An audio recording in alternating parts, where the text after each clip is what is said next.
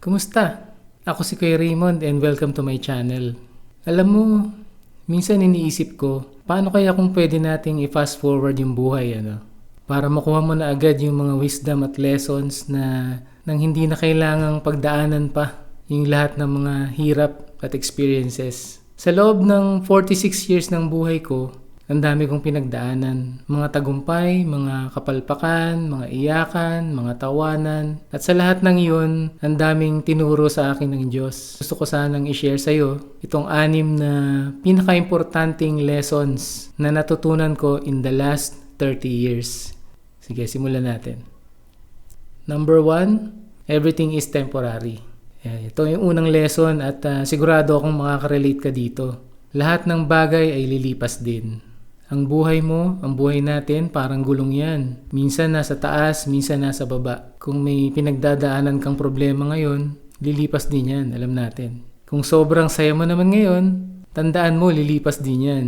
Sabi nga sa Ecclesiastes chapter 3, ang lahat ng bagay ay may kapanahunan. Isipin mo na lang laging nasa 3 sitwasyon ka sa buhay. 3 bagay lang. Una, papasok ka sa problema. Pangalawa, nasa gitna ka ng problema. At pangatlo, palabas ka dun sa problema. Kapag nasa taas ka at nananalo ka, be humble. Huwag masyadong masaya, huwag masyadong mayabang. At kapag nasa baba naman tayo, at tayo yung nalulugi o natatalo, huwag mawawala ng pag-asa. Be hopeful. Sabi nga ni Apostle Paul sa 2 Corinthians 4 verse 18, "What is seen is temporary, but what is unseen is eternal." Yung problema mo, yung problema natin, nakikita yan. Kaya temporary lang yan. Pero yung pagmamahal at plano ng Diyos para sa'yo, yan ang eternal. At dyan tayo dapat kumakapit. Lesson number 2. Bawasan ang expectation sa ibang tao. So itong lesson number 2, ito sa totoo lang, kung magagawa mo to, 80% ng stress na nararanasan mo sa buhay ngayon, mawawala. Parati ko rin sinasabi sa sarili ko yan. Isipin mo, di ba? Yung stress mo, yung inis, yung disappointment mo, madalas galing sa expectations sa ibang tao.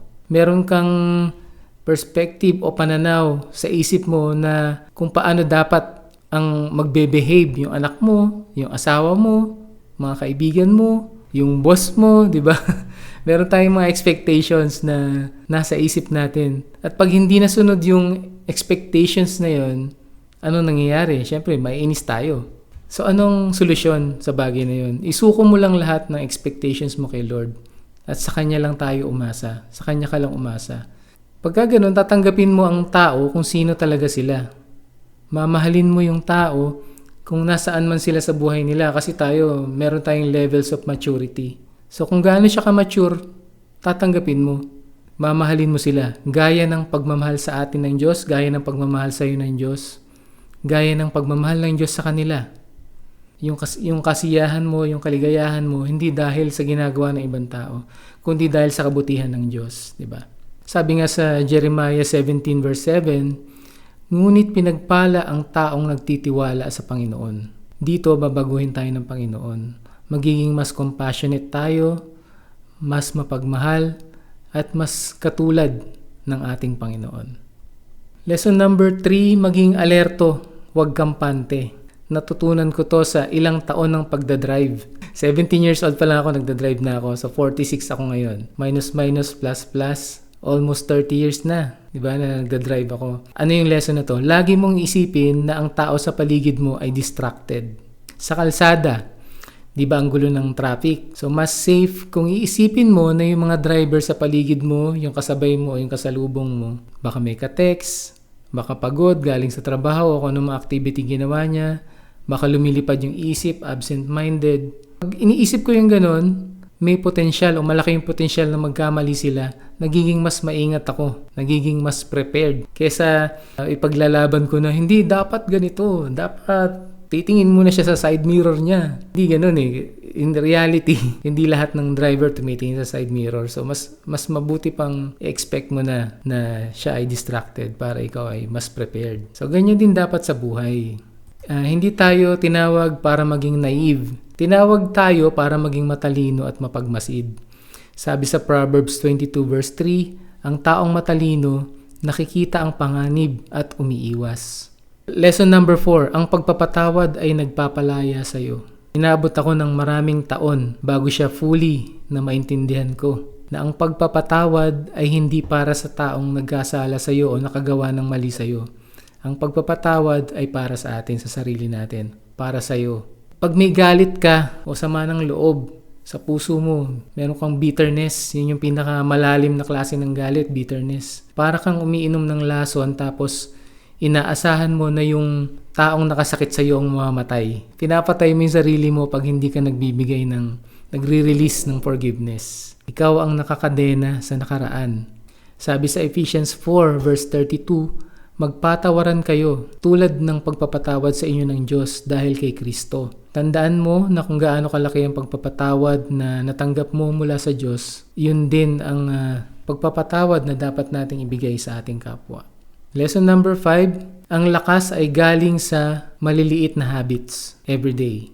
Ang spiritual life mo, o kahit physical, life, mental, emotional, kahit anong aspeto ng buhay mo, hindi siya mabubuo ng malalaking events lang, kundi sa maliliit na bagay na ginagawa natin araw-araw. Minsan, baka akala mo kailangan ng isang mountaintop experience, pero sinasabi ko sa iyo, kaibigan, ang tunay na pagbabago hindi nangyayari sa mga ganon, sa mga mountaintop experiences. Pero ang tunay na pagbabago yung nangyayari doon sa everyday spiritual habits na ginagawa natin. Yung pagbasa ng Bible sa umaga, kahit ilang verses lang, yan. Or yung 5 minutes na pagpipray bago matulog. Yung paglilista.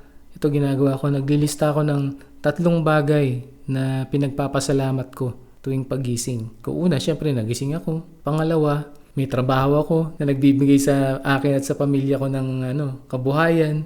Pangatlo, may nagmamahal sa akin at may mahal ako, di ba? Yung mga bagay na pinagpapasalamat at least, di ba? So maliliit na habits to, pero pag ginawa mong consistent, araw-araw, buwan-buwan, taon-taon, yan ang nagpapatibay ng buhay natin, ng spiritual life natin.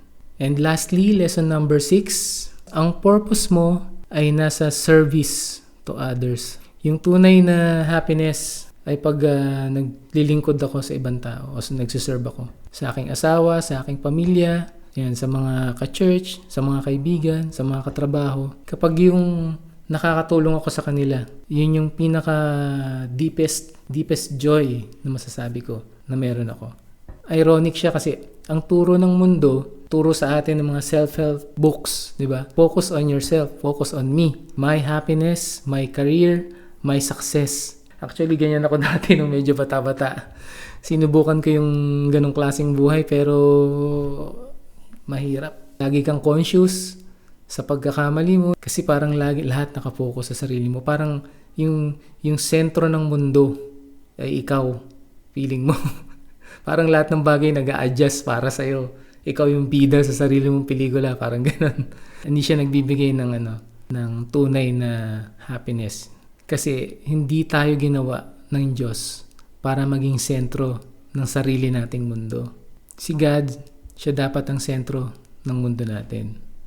So ayan, yan na.